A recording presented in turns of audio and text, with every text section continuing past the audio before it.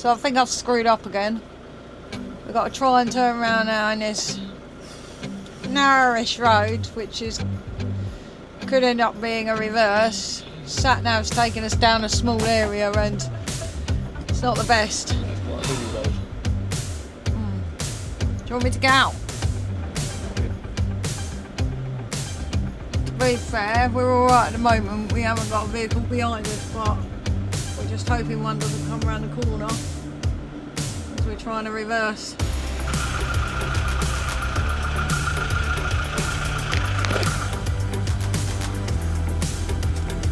I don't like being navigator anymore. He's not looking as stressed out as I would be. I'm probably more stressed out than Your babe. he is. Fucking useless. I'm not useless, I'm going by a sat-nav. We need to get a decent sat-nav then that won't take us down these little roads. Oh, you're right near a turning now. Yeah, I know. So old Chucker Trev got us out of the mess again. We managed to do the turn and get out of there. I'm reserving judgment to see where this road takes us before I say we got out of the mess. Yeah. However, seems like a beautiful location. If you're going to get in a mess, get in a beautiful location for a mess. Yeah. Look at that. Alright. Yeah. We're in Cobh. And they've got an Aire here, which is what we're heading for. Oh, that will be alright. Number 3, aren't we? Yeah, we're in. Not a bad parking spot.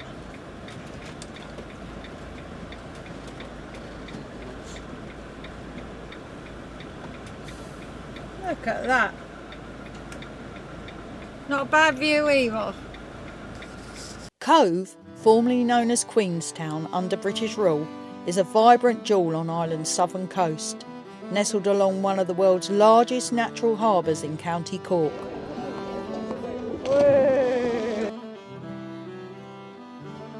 This colourful coastal resort is the hometown of Olympic silver medalist and world champion Sonia O'Sullivan, one of Ireland's most celebrated athletes.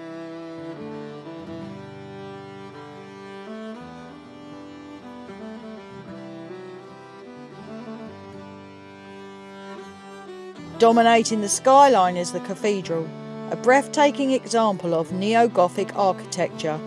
With its soaring spire and intricate stonework, it stands as a striking landmark over the town. The sound of its carillon bells echoes across the harbour, a constant and comforting presence in daily life.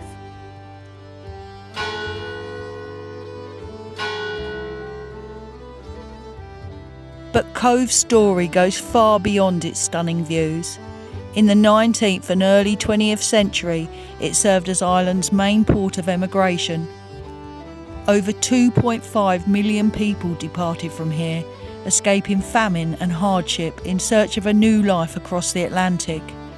Their stories are preserved in the Cobh Heritage Centre, a deeply moving tribute to those who left everything behind.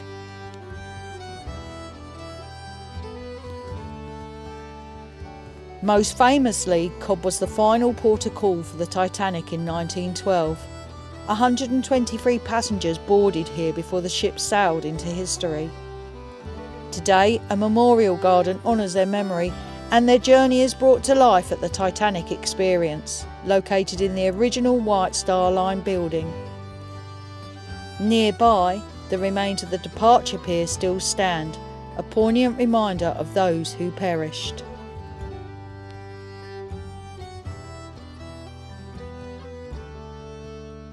We have been in Cobh for the last 2 days now. Apologies for my pronunciation at the beginning, I was calling it Cobh, but thanks to Sandy's, what is it, Spence? Sandy from Motorhome Routes Island has very kindly informed us that the BH in Irish sounds like a V. So we now know it's Cobh. We're in Cobh, so 3 months into Ireland we actually know where we are for once. Yeah.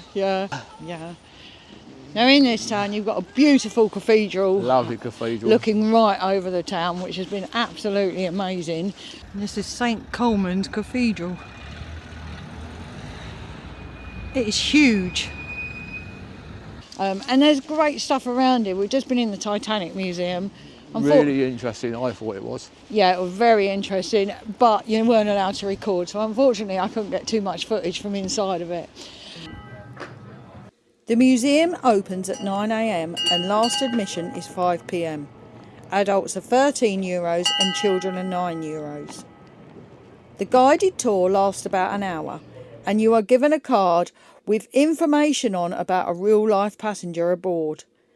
At the end of the tour, you learn if they were lucky enough to survive. Good night out last night. Good night out in the town. As usual, Irish hospitality at its best.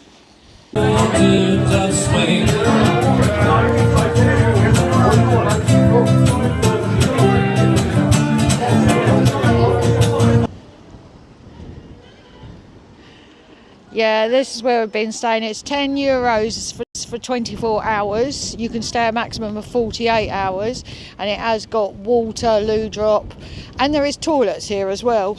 Yeah, and some bins. Yeah, which a rare breed in Ireland. Very few and far between. But yeah, there's a water point. It's got a non-sized tap on. Again, if you're coming to Ireland, make sure you've got different adjustments for your water tap. And right across the road there, I don't know whether you can see it, is the Irish Navy. An Irish Navy base. Yeah. As I say, real interesting town. Certainly worth a night. We stayed 2 nights because I think Lisa said we've had problems with the computer and we spent a day literally talking to Microsoft, which still isn't resolved. Whole day yesterday when the sun was shining, we were stuck in the van. But there you go. Yes. We're full-time motorhomers, so a day out of our life isn't the worst. And we need to get the internet sorted or the computer sorted so our 8 subscribers can watch what we're doing. Only annoying thing about these push button taps is you've got to keep it held in for the whole time you're doing it. Lucky for us, we have a screwdriver. Lucky for Lee, she's got a genius husband who works things out to make life easier. Because other people were doing it there and the water just dripped down your arm. Yeah. I did that as well. I was trying to be polite there.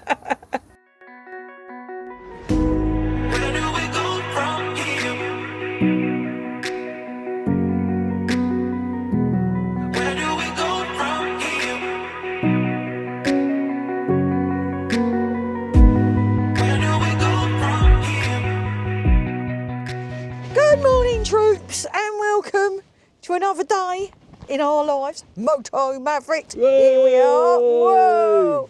We have come along the south coast and we are near to Bunmahon. I'll probably really pronounce that wrong, so I'll get Spencer to write it down there. Please don't diss me down for it and let me know in the comments what it really is. Anyway, and we've come up to the copper mines. We've parked, I'm going to show you, just down there. We did actually stay there last night. I'd say it was peaceful, but it was all right. There were a few cars coming past throughout the evening. Not too bad though, not too bad. And there's a tractor. Yeah, here he comes. Standard Irish traffic. Which we love, to be fair. We love the Irish traffic. He's so never cool. shit spread, I'm not going to lie. Oh, that's so funny. But what I did also hear last night was the sound of the waves, and I have to say, they're actually down there, so they're quite a distance away.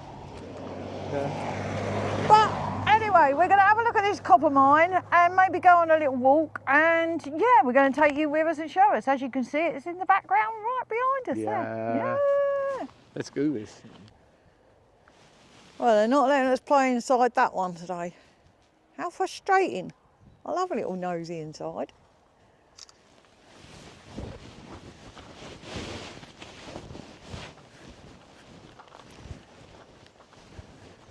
To be fair, there's not really much in them. Apart from a lot of birds roosting. So the pump engine house behind me was built in the 1850s to house a Cornish beam engine which was used to pump water out. However, it did close in the 1870s. And this is a winding engine house, and it housed a steam engine which pulled materials up and down the mine shaft. During its period in the mid-19th century, over 2,000 miners worked in these pits. Lovely viewpoint from here.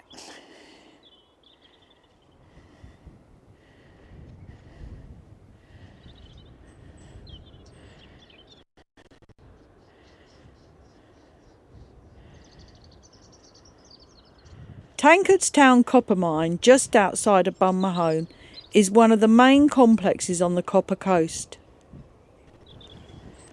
It is of national importance due to the diversity of minerals it has. This site is free to enter.